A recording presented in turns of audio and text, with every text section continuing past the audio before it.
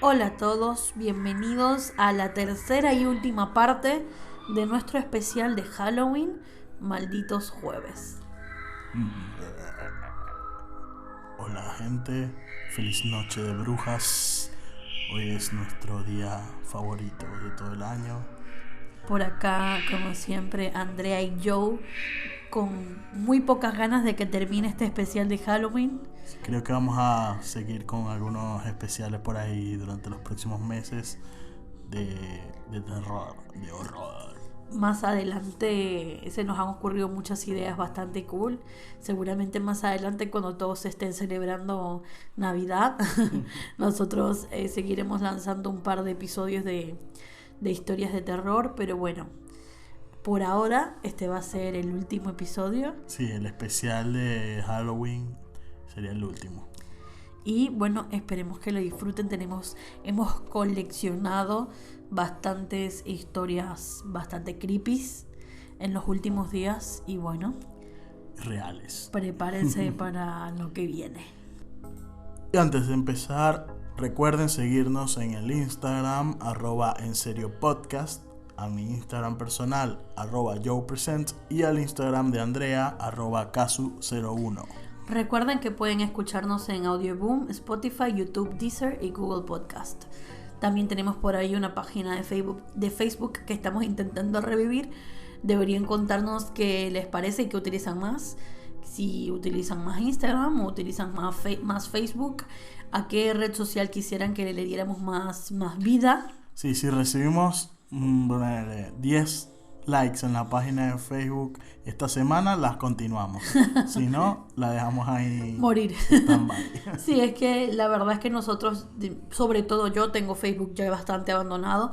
Entiendo que hay mucha gente que todavía lo usa, pero yo soy mucho más Instagram.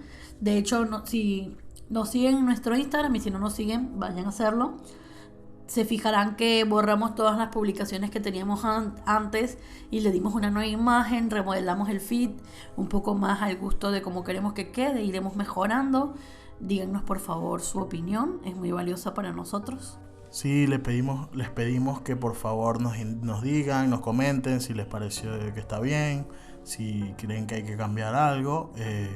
Estamos siempre dispuestos a modificar y a mejorar. Y para entrar entonces ya en tema de Malditos Jueves, yo hice una lista de los asesinos en serie más famosos de Latinoamérica. El primero es el caso de Cayetano Godino, argentino, que lo llamaban el petizo orejudo. Fue el primer asesino en serie conocido en Argentina, en Buenos Aires, a principios del siglo XX, alrededor de 1910, 1914. Dicen que asesinó a 4 niños. Según otros dicen que no fueron comprobados, pero dicen que puede llegar a 10 a 12 niños. También era piromaníaco, incendió 4 edificios. Cuando lo atraparon, lo encontraron que había asesinado a un niño. No habían pruebas suficientes, como que lo volvieron a soltar y luego lo volvieron a encontrar. Alrededor de los 18 años se conoció el último asesinato. Tenía él 18 años. Sí. Dicen que desde los 8 años tuvo intentos de asesinar a un niño. Cuando tenía 8 años lo encontraron en un terreno pegándole a un niño con una piedra. Wow, hubiera sido súper interesante conocer como el entorno de la infancia en la que creció esta persona. Sí, eran familias de inmigrantes de Italia que llegaron a Buenos Aires y como que la familia era tipo, el papá era alcohólico, no sé qué, le pegaba desde pequeño. Seguramente qué traumas tendría ese papá, esa familia que lo dejaron tan trastornado desde pequeño. Sí, dicen que lo trasladaron a la cárcel, una cárcel como de máxima seguridad en Ushuaia, que es al sur del mundo, y dicen que murió en el 1944. Lo que dicen que llama la atención es que después de que él muere, o cuando cierran la cárcel, dicen que los restos desaparecieron. Los restos de este tipo. Qué loco. Dicen que fueron robados. Me imagino para hacer, no sé, alguna Brujería. Wow, qué loco. El segundo es en México, llamado El Chalequero. Era un señor que en 1880, de 1880 a 1888, este hombre mató a 20 prostitutas, dicen. Dicen que le llamaban el chalequero, no era porque chalequeaba, sino porque se vestía como de pantalón y un chaleco. Y dicen que era como que era educado con las mujeres, ganaba su confianza y luego las mataba. Llegó a matar a más de 20 prostitutas. Dicen que a él lo compararon con Jack el Destripador. Wow. Porque era más o menos el contemporáneo. Porque también las degollaba. ¿Perdón, de dónde era? ¿Mexicano? Mexicano. Ah, vale. Eso era en Ciudad de México. En 1910 le dan una sentencia de muerte. Ya tenía 70 años. Y ya como que pasó y se murió en la cárcel, pues. Pero duró. Lo habían sacado, o sea, él estuvo en la cárcel, salió, lo liberaron por error. Esos errores. Entre comillas. Por error lo liberaron y volvió a matar. Entonces volvió a matar a una señora y ya ahí lo volvieron a meter preso. Qué loco, como siempre esta gente como que consigue de alguna u otra manera librarse de la cárcel, muchos de ellos, y hay tantas otras personas inocentes que duran un montón de años en la cárcel cuando no se lo merecen. Sí, inclusive muchos de estos asesinatos es porque ellos lo confiesan, o sea, porque si no se hubieran dado cuenta que hubiera sido ellos. Claro, porque hablábamos incluso en episodios anteriores que muchas veces para estas personas esto es normal. Sí. O sea, son personas que crecen en un entorno familiar pero tan, no sé, distorsionado, tan enfermo, que para ellos forma parte de la normalidad esto. No lo ven como una cosa. Claramente se dan cuenta de que no es algo que haga todo el mundo, pero al mismo tiempo para ellos es algo que tiene sentido, por lo que muchos terminan confesándolo. Sí, el tercero es una mujer llamada Magdalena Solís. Se le conocía como la gran sacerdotisa de la sangre. Wow. Fue en México, fue en un pueblo cerca de Monterrey, en México, entre 1950 y 1960. Dicen que la tipa provenía de una familia de bajos recursos, muy disfuncional. Al parecer comenzó como prostituta desde pequeña. Su hermano era el proxeneta, llamado Eleazar Solís. Siempre estaban como que estafando a gente, no sé qué, y los agarra o entran en una secta que se llamaba la secta de Santos y Cayetano Hernández, que eran unos hermanos que crearon como una secta tipo Charles Manson. Y bueno, después de su entrada a la secta, dicen que se volvió loca, o sea, creó una psicosis ahí, dicen una psicosis teológica, donde se volvió una fanática religiosa, sufría de delirios religiosos, delirios de grandeza, y tenía una marcada perversión sexual, dicen, que se expresaba en consumía sangre tipo vampirismo, era sádica. Dicen que los asesinatos que hacía era como que hacía rituales, le sacaba el corazón a la gente, se los comía, súper loca. También tenía prácticas de fetichismo, pedofilia. Bueno, dicen que aproximadamente 15 muertos tuvo en su momento cuando la atraparon a la secta esta. A todos los como que no querían quedar presos y muchos los mataron.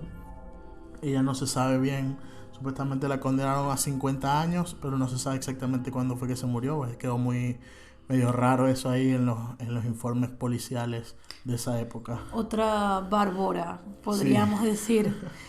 Supuestamente se murió en la cárcel, pero como que no se supo muy bien de qué se murió, porque la mayoría de todos estos que pertenecían a esta secta se murieron cuando llegó la policía a acabar con la secta, a meterlos presos. Todos les empezaron a disparar y hubo como mucho tiroteo y varios de ellos murieron. El otro es colombiano, se llama Luis Alfredo Garavito, conocido como La Bestia. Es conocido porque entre 1992 y 1999 confesó matar a 140 niños y jóvenes varones entre 6 y 16 años. Dicen que los violaba y los asesinaba. Lo más loco es que no solo mató en Colombia, dicen que él mismo confesó que había matado en Ecuador y en Venezuela. Según dicen los casos por los que él está preso son 140, pero de lo que haya confesado y lo que según registros policiales son más de 200 casos de muertos, de niños. Lo más loco es que él puede salir libre, está vivo, puede salir libre en el 2023. Porque le dieron 40 años. En realidad tenía por todos los casos casi 800 años de cárcel. Pero por buena conducta, todas estas cuestiones, se lo redujeron a 40 años. Y ahora se lo redujeron de nuevo y puede salir libre en el 2023. Dicen que él ya había intentado suicidarse, está en extrema seguridad, en una cárcel de extrema seguridad, porque ya ha intentado varias veces suicidarse. Y bueno, puede salir en pocos años. ¿Qué va a hacer esta persona libre en el mundo? Es lo que yo quiero saber, porque tiene tanto tiempo que su realidad es la cárcel, y empezando porque ya es una persona que psicológicamente está un poco mal. Sí, bastante mal. Entonces, ¿qué va a hacer esta persona cuando sea un hombre libre? No, y es que es súper conocido, o sea, por todo el mundo. O sea, como que va a venir este tipo a buscar trabajo y ¿quién le va a dar trabajo?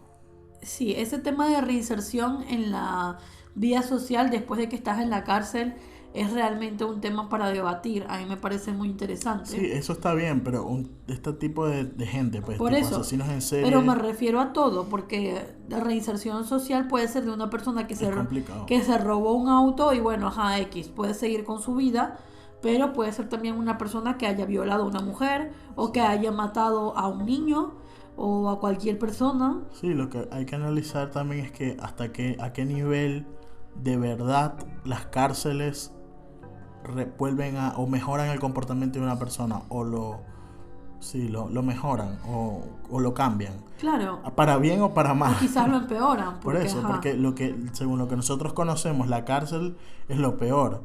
O sea, como que incluso hay gente que ni siquiera era tan mala y sale peor de la cárcel.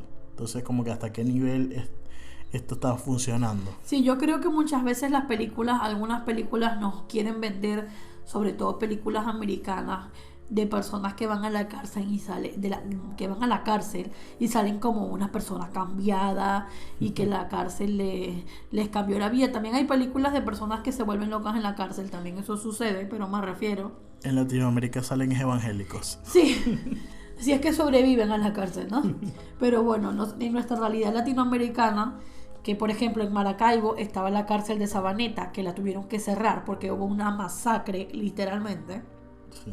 Hace algunos pocos años hubo una masacre en esa cárcel que fue de tal magnitud que tuvieron que sacar a todos los presos y llevárselos a otros lados, traslado en el cual 2 o 3 pranes, sí, como le dicen en Venezuela, como los cabecillas de la cárcel, lograron liberarse e irse a otro lado y escaparse. Y es como, ¿sabes? Esa es nuestra realidad. O sea, en todos los días en la cárcel en Venezuela puede ser un día una masacre. Y bueno, no es como que un sitio en el que precisamente la gente vaya a ser mejor persona.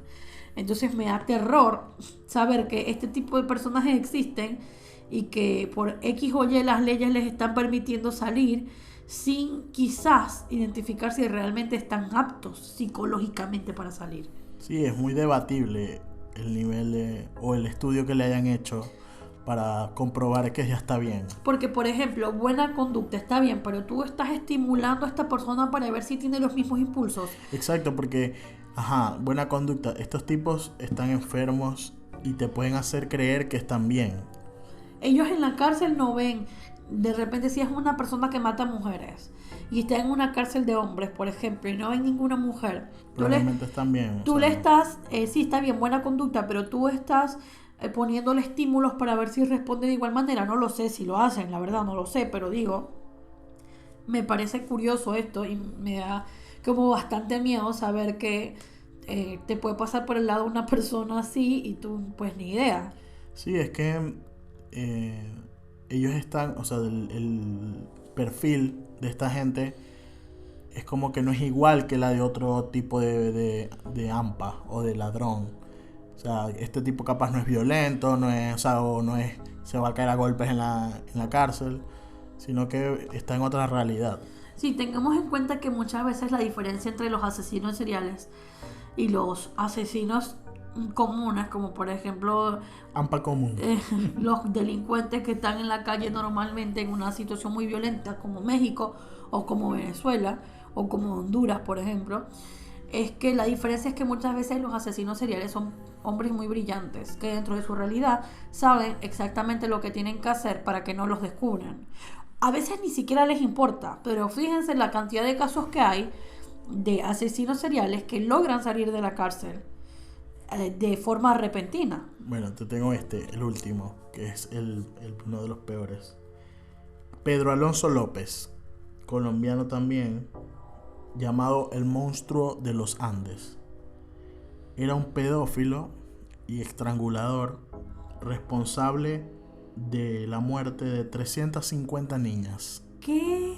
Entre Perú, Colombia y Ecuador.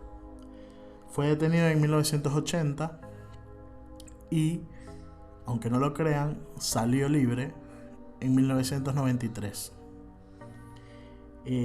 Antes de salir, lo último que dijo fue, estas son declaraciones textuales: el momento de la muerte es apasionante y excitante. Algún día, cuando esté en libertad, sentiré ese momento de nuevo. Estaré encantado de volver a matar. Es mi misión. ¿Eso fue lo que dijo cuando salió? Las últimas declaraciones de él cuando estaba en la cárcel. Ajá, y esta persona está viva. Salió y no se sabe más nada de él. Qué fuerte. Salió en el año 1993. O sea, Wow. que ya debe estar muy viejo, pues, pero igual. No sabemos dónde está. Si siguió matando, si se murió, no sé. Es muy loco porque no entiendo, a veces yo no entiendo realmente cómo funciona la ley en estos casos. Porque siento que hay tanta gente mala que realmente está haciendo cosas malvadas que no está en la cárcel o que sale antes de la cárcel. Y hay tantas historias de personas que reciben condenas larguísimas por cosas como que son de menor gravedad. Claro, la ley es muy compleja, entiendo que las personas que son realmente expertas en esto podrán opinar mejor que yo. Pero, por ejemplo, no entiendo cómo esta persona solamente estuvo 13 años en la cárcel. Sí, por temas estúpidos de buena conducta, no sé qué. Saber hackear el sistema es lo que hacen esta gente. Capaz se busca un abogado bueno y hackean el sistema. Como el tipo este del que estábamos hablando en el primer episodio de Malditos Jueves, que era el líder de la secta esta, los niños de Dios o los hijos de Dios, no recuerdo Sí, ya. los hijos. ¿Sabes? Nunca lo metieron preso. No. Claro, él era el autor intelectual, básicamente sí está acusado de presunta violación, incluso de su nieta está acusado y hay muchísimos testigos de cosas que hizo este tipo, pero de la gran mayoría de las cosas él es el autor intelectual, el autor intelectual. Tiene muchos casos de pedofilia, muchos casos de violación, testigos, inculpaciones, etcétera, pero la realidad es que este tipo nunca estuvo en la cárcel porque era muy inteligente. Sí, y yo creo que esta gente no tendría que haber un lugar especial donde los tengan que meter, más que una cárcel común. Y Latinoamérica no está preparada, o sea, no está preparada para esto.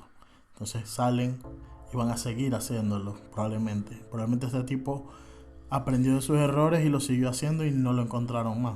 Y lo siguió haciendo. Claro, y tú has armado una Porque- lista de casos relativamente aislados de personas, pero convengamos que en Venezuela todos los días gente muere, en México todos los días gente muere en manos de personas que están lideradas por asesinos, probablemente que son asesinos seriales, porque matan gente todos los días y muchos de ellos tienen un modus operandi específico para asesinar y nosotros no sabemos quiénes son, no tenemos ni idea muchas veces y no se hace nada al respecto o ellos han conseguido librarse de la ley y Sí, siguen. es que imagínate un pueblito de esos de, no sé, en los Andes, que nadie sabe.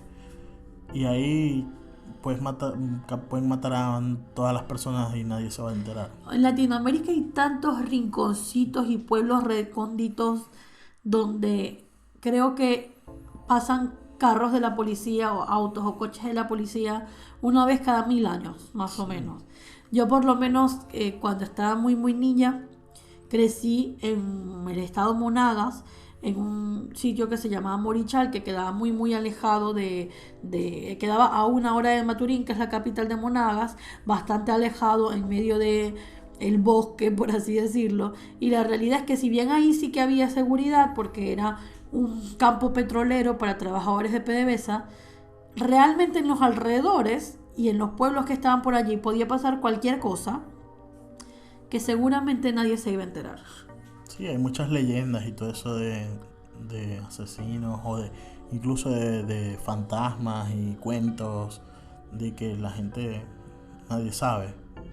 No sé si te acuerdas No lo puedes probar. de la primera temporada de True Detective, que era justamente en un pueblito de estos que están en Estados Unidos, en el sur, pueblitos donde hay 1.000 millones de historias de asesinos, violadores, de cultos satánicos, de un montón de cosas, porque estas personas crecen ahí y se alojan ahí, se quedan ahí por siempre porque están perfectamente ocultos en esta locación específica, porque son pueblos abandonados, olvidados, que quedan lejos de las ciudades grandes. Y que a nadie le importa en realidad. Realmente a nadie le importa, esa es la realidad. Que por cierto, hablando de la realidad, otra cosa que les quería contar, estuve leyendo sobre experiencias paranormales en sets de películas de terror. Y si bien hay algunos casos que son bastante famosos, como por ejemplo El Exorcista, que se dice que El Exorcista era una película maldita, Sí. hay documentales sobre esto, los pueden buscar, porque bueno, hubo muchos accidentes en el set. De hecho, en un punto uno de los edificios se incendió, hubo personas heridas, muertas, o sea... Incluso después de los estrenos se murieron varios actores. Exacto, sí, como que quedaron enfermos y Sí. se murieron. Más allá de eso, han habido muchas otras películas en las que ha pasado, y esto me llamó bastante la atención.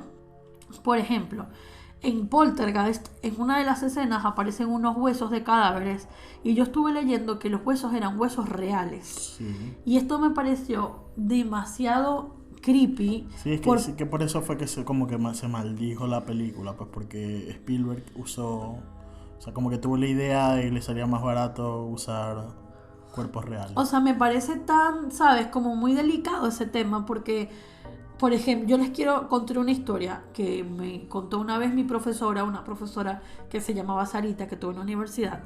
Sarita, si estás escuchando esto por casualidad, saludos. Pero es que esta historia que me contó me marcó mucho. Sarita era mi profesora y además él siempre trabajó en teatro. Y ella nos contó que en una producción de teatro tenían que grabar un video y era una escena de una chica joven muy linda, me cuenta ella, bailando, y la escena la querían grabar en un cementerio.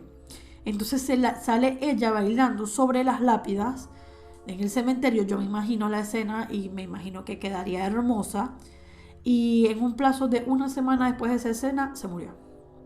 La actriz. La amiga de ella se murió. Mierda. Después de que grabó eso, 1 semana enfermó, se murió. Así, de la nada. Y entonces no entendían nada. Fuck. Y ella, les estoy diciendo de una profesora que se estaba sacando su doctorado, postdoctorado en filosofía. Una mujer que es demasiado estudiosa y sabe perfectamente la diferencia y las posibilidades del mundo, lo real, lo no real, todo. Ella me decía que esta fue una de las experiencias que la hizo poco a poco entender que Ser evangélica. no, para nada, pero sí entender que hay cosas más allá que no podemos explicar, porque es que fue muy loco. Entonces, ¿y de qué murió? No se sabe. Okay. es lo peor, es como se murió la niñita de Poltergeist, una de las protagonistas. 2 de los niños actores de la película se murieron, entre ellos la protagonista. La catirita que se la meten en la televisión. Es que se murió de causas desconocidas. Es que fue como grabó la película y se murió de un infarto. Además, una niñita que se muera de un infarto, ¿sabes? Es muy raro. A otra de las protagonistas de la película, su novio, unas semanas después la estranguló. De repente la estranguló y se murió. Y es como muy loco todo. Otro caso que estaba leyendo, mucho más reciente, son los casos del Conjuro. Ok. Me llamó mucho la atención como en todas estas películas de terror hay un paralelismo muy, como, ¿sabes? Que se va cumpliendo, que es que los edificios o los sets se incendian. Pasó en El Exorcista, pasó la película El Conjuro, pasó que en el hotel donde se estaba quedando el crew en Carolina del Norte, se incendió el hotel donde se estaban ¿Cuando quedando estaban ellos. ellos o después? No, no, cuando estaban ellos ahí, se Mierda. incendió el hotel. En el set del Exorcista se incendió. Recuerdo otro par de películas que ahora les voy a contar, también se incendió. Pero en el caso particular del Conjuro, ellos cuentan que el director de la película, James Wan, cuenta que cuando se estaban tratando de comunicar, no sé si saben que el Conjuro está basado en una historia que supuestamente es real. De la pareja Warren. Una de las hermanas o un familiar está viva todavía y fue una de las que estuvo allí participando para que se contara bien la historia. Y cada vez que intentaban llamarla para que les contara la historia, como para que les fuera contando los detalles, porque no siempre pudo estar presente, se interrumpía la comunicación. Siempre. Y se escuchaba como estática, ¿viste? Como shh, entre la comunicación, y se escuchaban ruidos. Cada vez que hablaban con ella se interrumpía la comunicación. Dice que los perros que estaban en el set ladraban constantemente hacia la nada, una y otra vez. Bueno, y sabemos que los perros pueden sentir más energías. Y él dice que todo fue aún peor en la grabación del Conjuro 2. Que ya en el Conjuro 1 venía siendo raro y que en el Conjuro 2 se recontra intensificó. Que las cosas se movían solas, que se abrían y se cerraban las puertas. O sea que toda la energía ya del set estaba como muy muy cargada y que absolutamente todos tuvieron experiencias que no pueden explicar. Y el año que viene se viene el Conjuro 3. Que no va a ser dirigida por James Wan, pero va a ser producida por James Wan. Hay otra película que se llama... no me acuerdo, ya va, esperen. Annabelle. Annabelle es otra, Sí. Que tiene también Sí, historias, me imagino. pero hay una película, no sé si ustedes están escuchando, no, han escuchado de algo que se llaman cajas D-Book Exacto, o D-Book sí. Box. Bueno, David me comentó y me ha pasado varios videos de eso, así que estoy al tanto. Sí, bueno, estas, no sé si se pronuncia D-Book o D-Book, lo he escuchado de las dos maneras. Sí, es una palabra en hebreo. Bueno, esta película que se llama La Posesión está inspirada sobre una historia real acerca de una caja, ¿verdad? Trata sobre una familia que encuentra una caja que supuestamente alberga no sé si es un demonio o es un espíritu, un demonio judío, ¿verdad? Sí, sí. Un demonio judío que como que se aloja en estas cajas y quien quiera que la tenga pues puede liberar este espíritu y que pasen cosas terribles, digamos. Entonces esta película se basa en esta historia y hay una historia real sobre esta caja. Actualmente un presentador famoso estadounidense que se llama Zach Bagans, o Bagans, no sé cómo se pronuncia, que tiene un programa de televisión que se llama Ghost Stories, tiene una caja real, una caja D-Book real en su museo. Él tiene un museo de cosas paranormales y está encerrada en un cuarto privado al que solo puedes entrar si eres mayor de 18 años y firmas una autorización de que entras bajo tu responsabilidad, básicamente. La historia de esta caja es que supuestamente era de un sobreviviente de la Segunda Guerra Mundial que huyó acá a España y después se fue a Estados Unidos con esa caja. Su nieta la encontró y cuando la abrió, ¿verdad? Dice que tenía, les voy a leer lo que tenía para decirles exactamente. Tenía...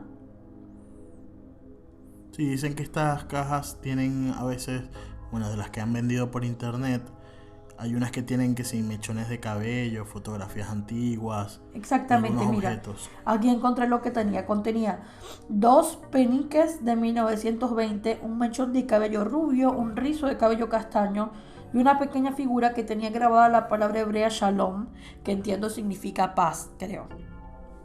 Entonces, esta caja contenía esto. Esta chica no quiso conservar esta caja porque, bueno, Creepy. según la superstición de su familia, pues eso, más que todo contenía un demonio.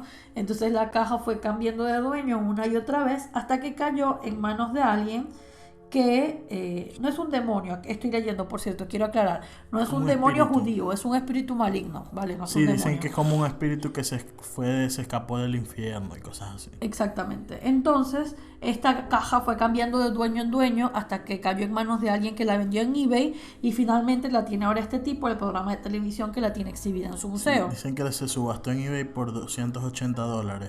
Exactamente. Y ahora hay todo un movimiento de personas que están vendiendo cajas que supuestamente son... Están malditas. Yo estaba viendo un canal de YouTube que se llama The Paranormal Files, se los recomiendo. Son unos chicos americanos que ellos compran objetos entre varias cosas que hacen. Compran y reciben, la gente les manda objetos que supuestamente están embrujados y tienen videos de tratando de comunicarse con esos espíritus. Y vi un video en el que compran 3 cajas y miran lo que tiene adentro y lo que hacen es ir comprobando si efectivamente tienen o no un espíritu adentro.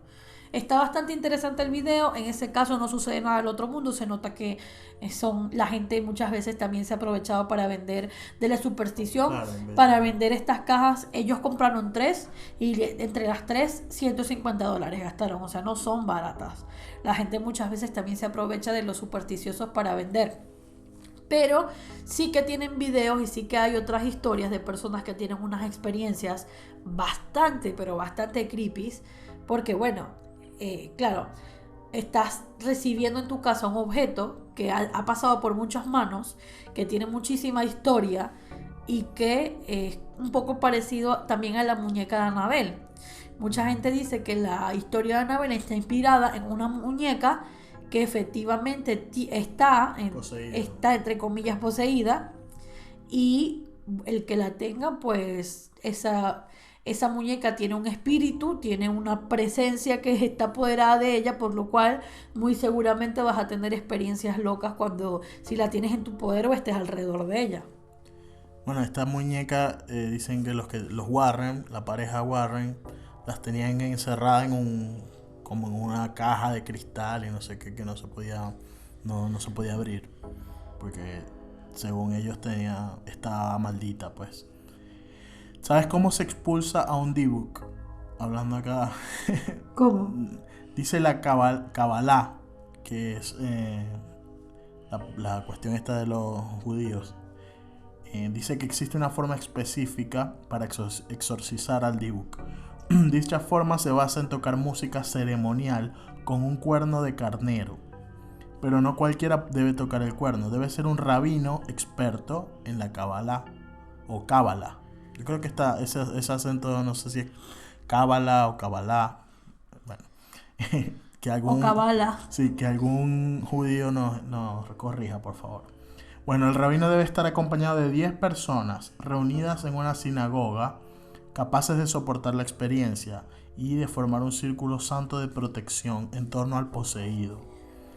Todo esto mientras repiten textos sagrados. Concretamente, todos deben recitar el Salmo 91 mientras el rabino hace sonar el shofar, que es el cuerno, para desorientar a la entidad o al Dibuk. El proceso de recitación del Salmo 91 se repetirá 3 veces, pues solo así será posible la comunicación con el Dibuk, dentro del cual se le pedirá que abandone el cuerpo del poseído y se le indicará el camino a seguir para su propia salvación. ¡Wow!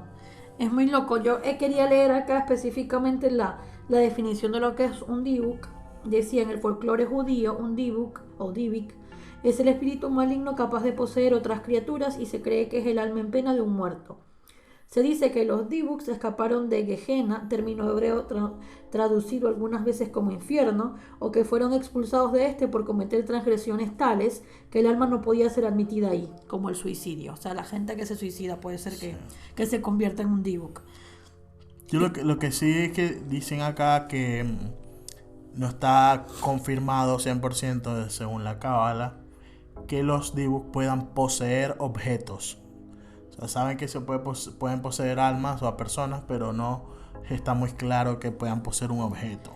Claro. Entonces capaz los mechones de pelo ahí están relacionados con eso, ¿no? Sí, yo creo un poco que en realidad el motivo por el cual esto cobró tanta popularidad es porque es bastante común ver historias de personas, por ejemplo, coleccionistas de antigüedades, que estén rodeados de objetos que tienen como una energía muy particular de hace muchos años, y que estas personas que coleccionan estos objetos que tienen mucha historia tengan este tipo de experiencias. Es bastante popular.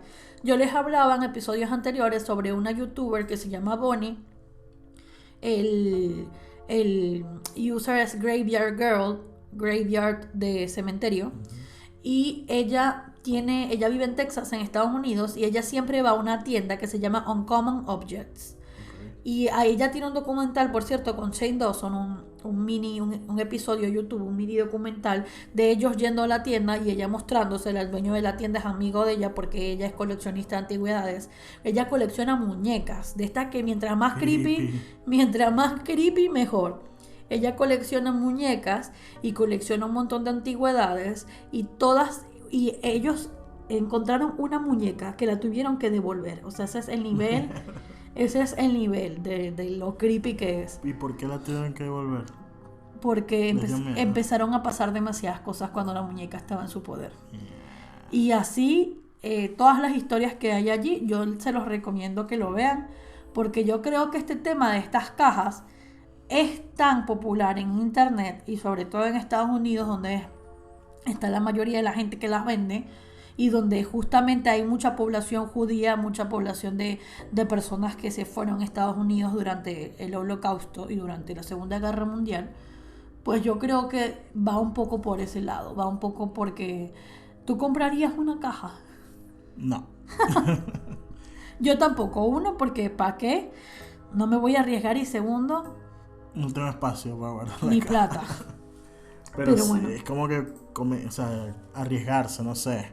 No sabes si después se queda ese bicho metido ahí. En esta historia, en este video que estaba viendo en el canal que les dije de Paranormal Files, este chico, uno de los chicos, son varios, estaban recibiendo una muñeca que les estaban enviando que estaba supuestamente poseída. Es un poco más de lo mismo, o sea, súper interesante verlo a ellos, pero yo jamás recibiría una muñeca potencialmente diabólica en mi casa. Nunca. Sí, es como ¿para qué? O sea, es muy loco, ¿no? Porque yo me sumo, o creo que puedo entender la lógica de muchas personas. De hecho, yo estaba viendo, ahí analizando, investigando unos numeritos que leí por ahí, que dicen que la mayoría, por lo menos acá en España, la gente que cree en Dios, que es católica practicante, se ha reducido a un 29,1%. Y teniendo en cuenta que España solía ser un país principalmente católico y completamente religioso, es un montón. Además de estas personas que se caracterizan como no creyentes, que es la mayoría, los menores de 30, un 56% de esos menores de 30 que son ateos, dicen que sí creen en fantasmas. Y de los mayores de 30, un 41% también dicen que creen en fantasmas. Entonces estamos hablando de que es una gran cantidad de gente que, además de decir que son ateos, o no practicantes o no creyentes, afirman tener algún tipo de superstición o creer de alguna forma en lo paranormal. Y es como se contradice, porque si eres ateo, crees en fantasmas. Sí, exacto. Por ejemplo, yo no me considero creyente en ninguna religión, pero tampoco me considero atea, porque ateo quiere decir, ateo es no creer en un Dios, pero al mismo tiempo no puedes no creer en Dios y sí creer en el diablo, ¿entiendes? O sea, no puedes no creer en Dios y sí creer en espíritus malignos que están en el mundo. Exacto. Si crees en Dios, tienes que creer en el diablo, a juro. No tiene mucho sentido. De hecho, estaba viendo una historia, una investigación que se hizo en otros países del mundo, y entonces 4 universidades británicas hicieron un estudio también sobre ateos y agnósticos, e identificaron este año, en el 2019, que 1 de cada 6 daneses y estadounidenses, 1 de cada 6 ateos estadounidenses y daneses cree en fantasmas. Después está 1 de cada 5 británicos ateos también, 1 de cada 4 en Japón y Brasil, y 1 de cada 3 en China. Entonces es bastante gente. O sea, en China, 1 de cada 3. ¿Cuánta gente tiene China? O sea, demasiada, ¿entiendes? Claro, entiendo que China y Japón tienen un folclore muy rico en misticismo y en espíritus y en deidades, y que bueno, quizás es bastante más místico que lo que nosotros podamos creer en Occidente, pero de igual forma me llama muchísimo la atención. Sí, es raro que la gente, para mí que se hacen llamar ateos, pero en realidad no son ateos 100%.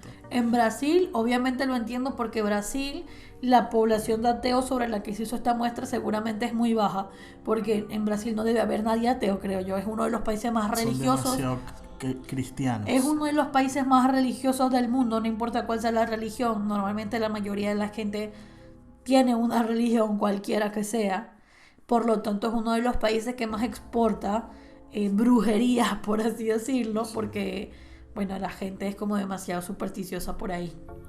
Retomando un poco el tema de las películas, también estuve leyendo, en el caso de La Monja, el director de esta película, que se llama Corin Hardy, dio un testimonio de que en una entrevista que le hicieron, convengamos que muchos de estos directores de películas de terror, muchos de ellos son ateos o escépticos o no creyentes.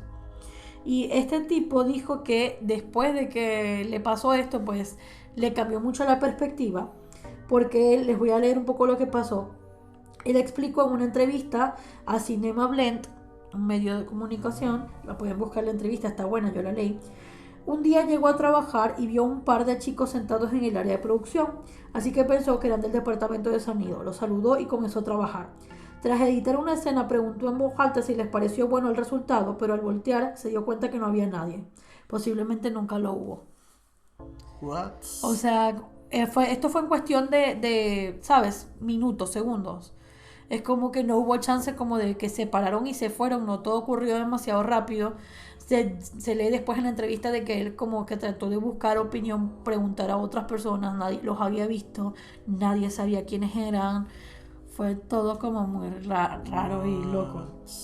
Así que me llama mucho la atención como en estos sets de películas de personas que precisamente como que traen a colación e intentan revivir estas historias de terror que en muchos casos están inspiradas en historias reales, empiezan a suceder todas estas cosas extrañas. Sí, capaz, no sé, son como que levantan energías ahí locas.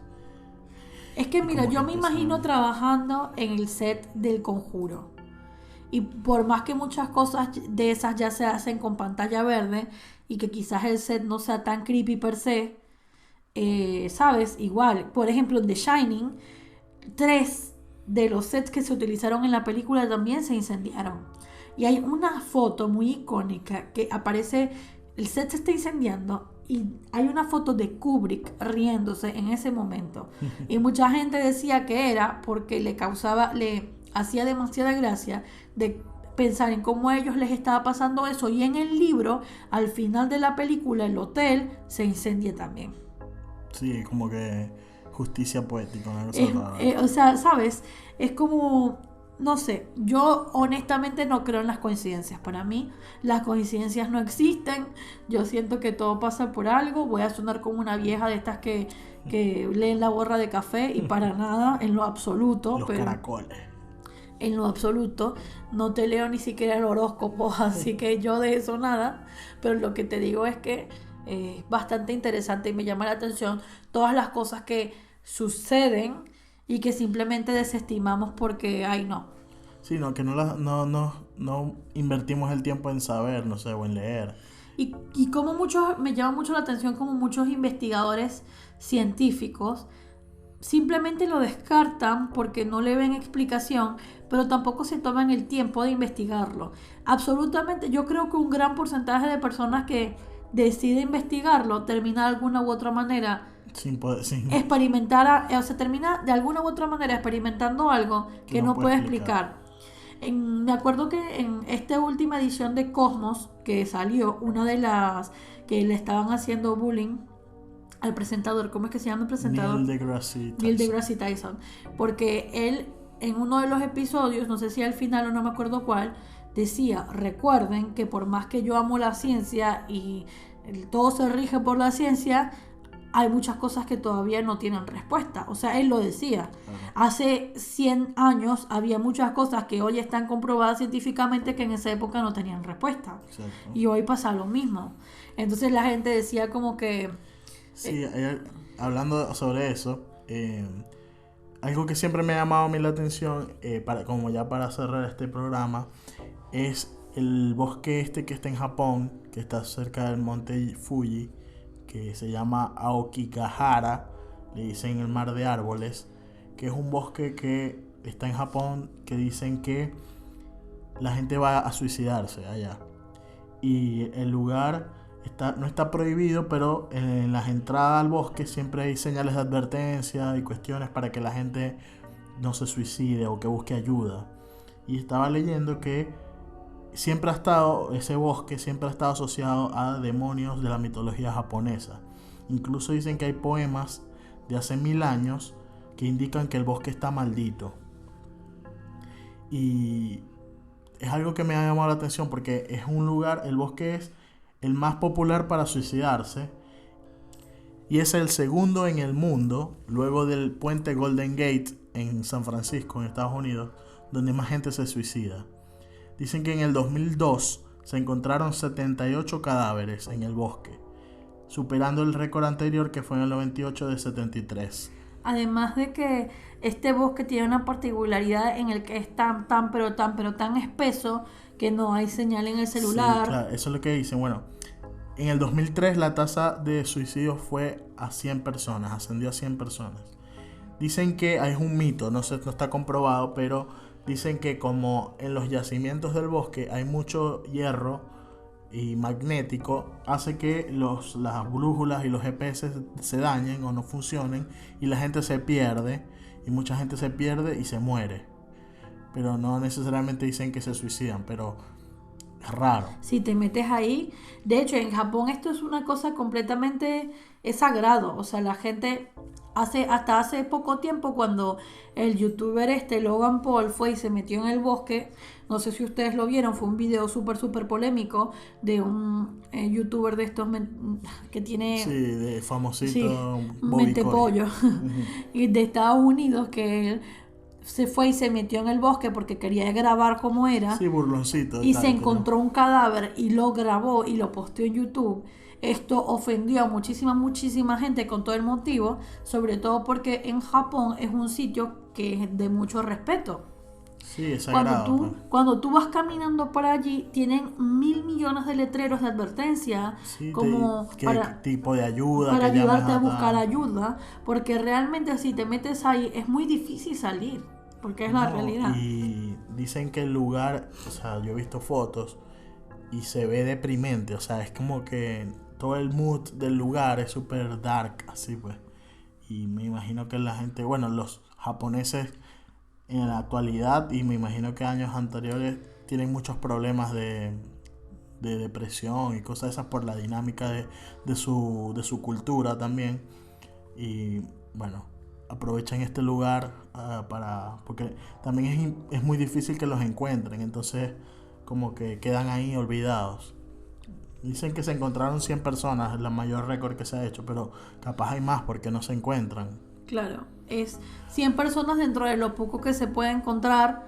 Me imagino que ellos tendrán un mecanismo, pero sí que me parece, hay muchas teorías y hay mucha gente que dice que el bosque está maldito y que cuando tú entras allí comienzas a escuchar cosas que te van llevando hasta... o sea, que tú crees que estás saliendo del bosque cuando en realidad quizás te estás metiendo más adentro. Entonces eso... mucha gente de primera mano no podrá experimentarlo porque se terminarás perdiendo en el bosque. Sí. Usted, el video de Logan Paul, él no se metió mucho en el bosque, o sea, realmente estuvo bastante superficial, pero fue un video sumamente irrespetuoso y todo, pero allí no está bajado, obviamente, está como replicado 1000 veces subido por internet, porque obviamente la gente es así, lo vuelve a subir para verlo. Pero lo que les quiero decir es que hay muchos videos documentales que para que los vean y miren, es muy loco este sitio y todo lo que pasa, y que realmente exista una dinámica y un sitio que es ampliamente conocido, la gente se va a suicidar allí y es como que no hay mucha más explicación. Y que dicen que anualmente hay 300 operarios que entran al bosque para ir a localizando los cadáveres. O sea, algo normal, pues. Ya están como que, bueno, te toca ir a buscar cadáveres y tal, en tal fecha. Y en alrededores hay policía patrullando para ver si hay gente que se quiera adentrar para suicidarse. Como Yo que no para me parar. quiero imaginar la cantidad de fantasmas que debe haber en ese bosque. Yo Sí, jamás, la actividad ahí paranormal debe estar, pero jamás hardcore. me acercaría de noche a ese bosque, ni Para de día. entrar con el aparatico Exacto. que Con detecta el campo el campo electromagnético. electromagnético. Bueno, pero es que dicen que capaz no te va a funcionar porque, como dicen que esto se formó con unas erupciones de unos volcanes y no sé qué, hay mucha Si no actividad. funciona un GPS, seguro eso Sí, tampoco. hay mucho hierro magnético y se te va a dañar. Entonces es peor porque no vas a saber. No te vas a enterar. Te vas a enterar cuando se te aparezca, más básicamente. Sí, como dicen que, bueno, los espíritus se manejan por energías, capaz es algo que los atrae demasiado la energía que hay en ese lugar. Y ahí eso debe estar. Por eso dicen, desde hace 1000 años ya hay poemas de gente, de japoneses, diciendo que ese lugar está maldito porque se aparecen cuestiones, fantasmas, demonios. Entonces debe ser como que un portal ahí, debe haber algo ahí. Sí, es bastante extraño. Yo recuerdo que en una de las tantas personas que fue a la casa de mi infancia para ver qué era lo que pasaba en esa casa porque había tantas energías raras, una de esas tantas personas decía que en una de las habitaciones había como un portal en el que se hacía fácil, como una energía muy fuerte, en el que se hacía fácil como el tránsito de espíritus que no necesariamente eran malos o buenos, sino que simplemente estaban ahí y pues se hacían sentir. Sí, yo os digo que esa casa la construyeron sobre un cementerio indígena. Es muy loco porque esa casa no era una casa nueva, no era vieja, no era como decir, sabes que muchas veces pasa que son casas con mucha historia, que están Claro, que rodeadas han de... vivido mucha gente y no Ha sé vivido qué. mucha gente o están rodeadas de lugares en los que ha habido mucha energía. Esto era como que un terreno normal sobre una casa que construyeron mis abuelos. O sea, yo simplemente siento que en algún momento en los alrededores probablemente algo haya pasado. Sí, yo digo que, o sea, en el terreno pasó algo hace mucho tiempo, que O no sea, el tema sabemos es que no todo lo que qué pasaba hay allí, ahí. no todo lo que pasaba allí era negativo. Muchas veces lo que sentías es que había como mucha gente alrededor. Sí que habían cosas que se sentían feas. Yo soy muy creyente de las malas y las buenas O energías. sea, entonces capaz que era como un terminal y tal. Llegaban gente, se iban, pasaban. Exacto. Había gente mala y había Pero gente lo buena. que este señor en su momento dijo fue eso, que en una de las habitaciones había una energía muy fuerte, que yo la recuerdo porque justo en ese cuarto yo tuve un par de experiencias puntuales que cuando ella comentó eso yo dije como que ya todo tiene sentido. Porque Mm, claro, es eso, hay veces hay lugares que son como, sabes, que como que atraen estas energías. Obviamente el que no crea le sonará todo a cuento chino y lo entiendo, es hasta mejor que te suene a cuento chino porque tampoco es que es súper agradable tener experiencias paranormales, pero creo que una vez que las tienes ya no hay vuelta atrás. y bueno, así que si creen o no, no sé, no vean películas de terror. Pueden pasar esta noche viendo Harry Potter. Sí, su super maratón de Harry Potter. Hoy estrenan Doctor Sleep, la película de continuación de The Shining. Esperemos verla este fin de semana. Les contamos. Estoy muy emocionada por verla. Así que, bueno, chicos, yo sé que les prometimos que les íbamos a tener un par de historias paranormales, pero creo que las vamos a acumular un poquito más Sí, vamos a para dejar otros ahí para un episodios. episodio especial. Porque bueno, queremos acumular más. Yo tengo un par ya, pero quiero acumular un poco más para poder hacer completamente un especial que esté completamente lleno de sus historias Sí, por que favor, nos esté sigan contando. enviando, síganos enviando. Así que, bueno, esperemos que hayan disfrutado nuestro especial de 3 episodios. Si se llegan a despertar a las 3 de la mañana, 3:33 de la mañana, Por cierto, no lo mencioné, pero cuando estaban en la grabación de Amityville, la nueva, la que se grabó en el 2005, muchas personas, la mayoría de las personas que estaban filmando la película, se despertaban a las 3:15. ¿Por qué?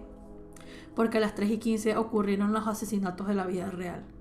Y esto, ellos empezó a pasar casos aislados y cuando hablaron entre sí, todos se dieron cuenta de que se estaban despertando a las 3:15. Ha sido más creepy. Bueno, ya saben, este es el tercer episodio. Si se despiertan a las 3:33 de la mañana, se acuerdan de nosotros.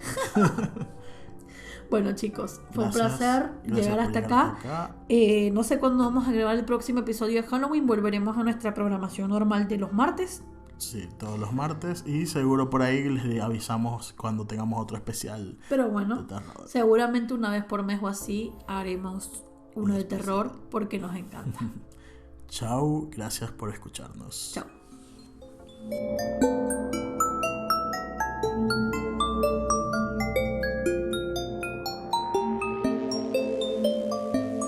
Ha ha ha ha ha ha!